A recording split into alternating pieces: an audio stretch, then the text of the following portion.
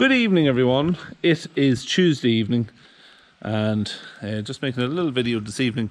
We're going to have a look at the silage harvester and some of the preparations we've been doing with it. But at the minute, as you can see, we've got quite a bit of rain falling and it's been falling all day, so we're kind of sick of it at this stage.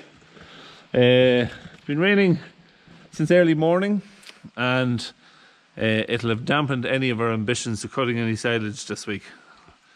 Our original plan was to cut the silage in the second week in June.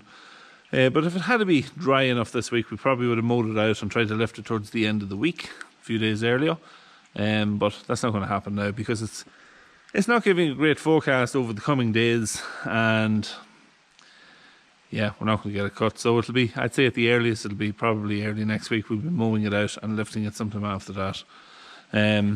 But not much we can do about it. We never cut it in May. A lot of people try to push it and try to, especially the dairy guys, they need to cut it like in usually the 20th of May. But we've never had to do that or don't do that because it's quality isn't the main thing that we need from our silage. We're always looking for a bit of a stem in the grass, a bit of bulk to it. Like you're only feeding a very small amount of it in the ration of the beef cattle, so the good silage just doesn't really make that awfully much of a difference. It's more of a roughage. They get all the energy from the meal and the potatoes or the whatever other root crops we feed. And then for the younger stock and the cows, also you don't really need terribly good silage. Well, you need good silage, decent silage, but not that lush silage that you need for dairy cows. The likes of that lush silage will just pass through young stock anyway. The rumens aren't really fit for it. You need something with a bit of a stem to it. So that's kind of why we don't cut until usually around the 10th, 8th, 9th, 10th, 11th of June. So we'll be aiming for around that date once again. So we'll go in here and we'll just have a wee look at the silage harvester and some of the work that has been going on that over the last few days. So we'll have a little look at some of the issues that we had with the harvester that we knew that we'd have to sort out before silage 2019 commenced.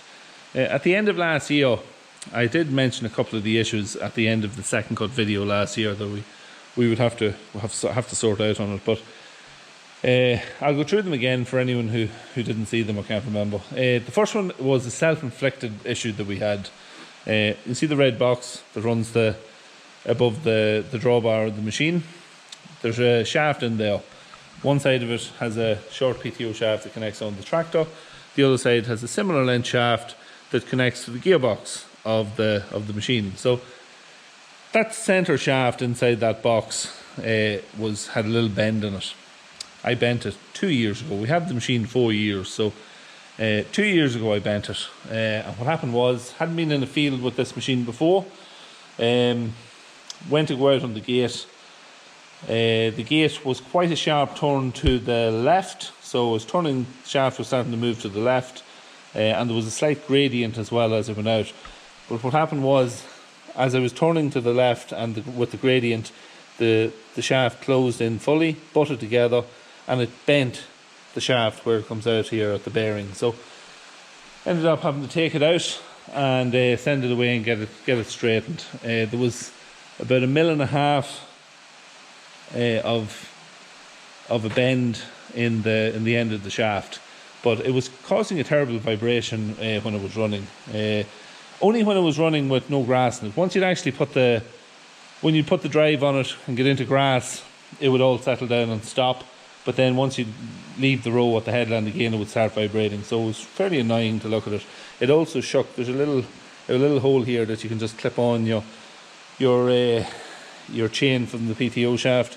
It wore it through, so we had to do a little bit of welding here, put a washer on it. We'd have to just touch that in and paint it back up. So it was quite annoying that, because it's something I done myself on it. The shaft, when it came, we never cut it. We probably should have double checked it. There wasn't enough room on the shaft. There was enough that you could hook it on and off, but it should have been cut back another couple of inches just to give a bit more space for when you were turning. But as I say, for the first 2 years there was no issues. It was just this particular field, as I went into it and turned to the left and up the hill, it just closed that gap more than it had done on any other previous occasion. So yeah, as I say, very annoying.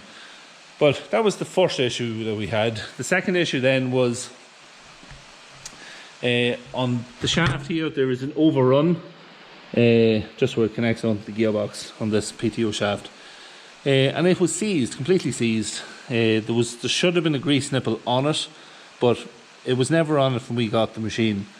So it meant that all seized up, and the issue that it was causing was that when you start the PTO on the tractor, everything was fine. You could rev it up to full PTO speed, use away at the machine.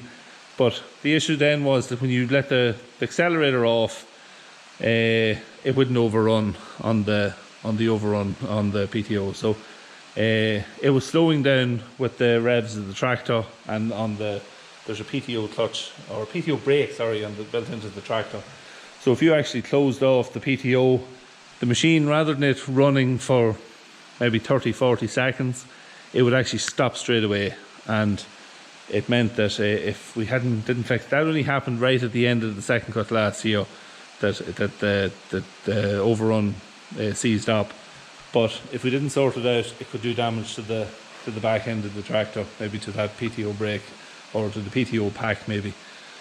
So had to be careful just at the end. I was whenever I wanted to turn it off, I'd just get the tractor set up. You can just click it into neutral, and it would slow down then that way gradually. But yeah, had to be all sorted. Right, we'll go around the back and we'll see what we've done down here.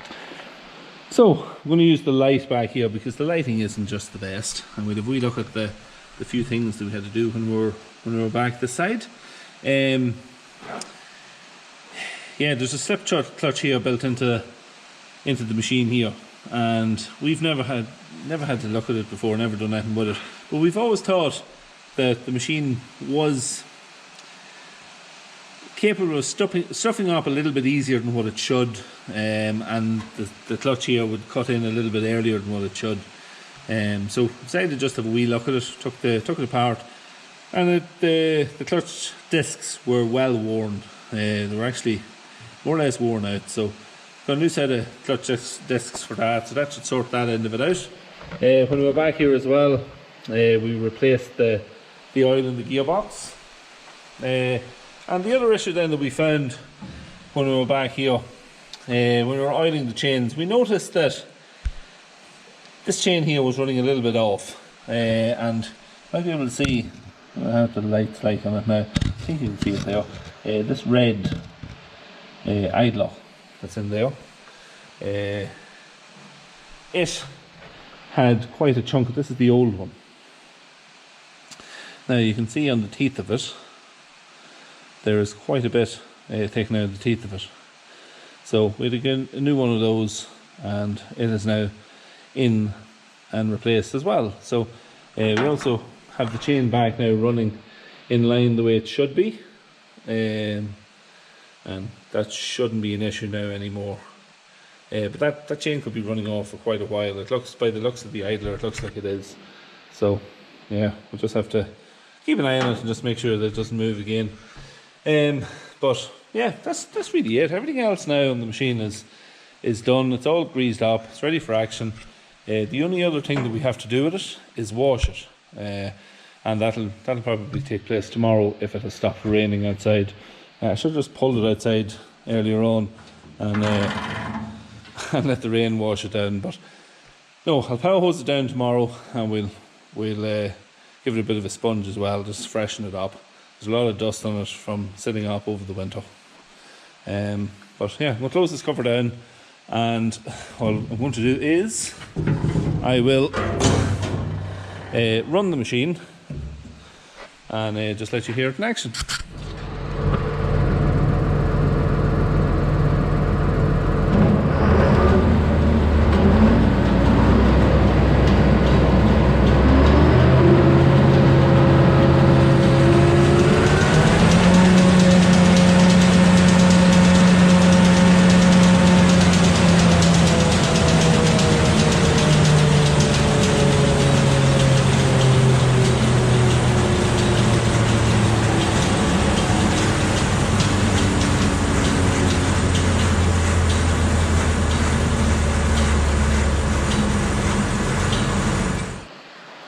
So that's us.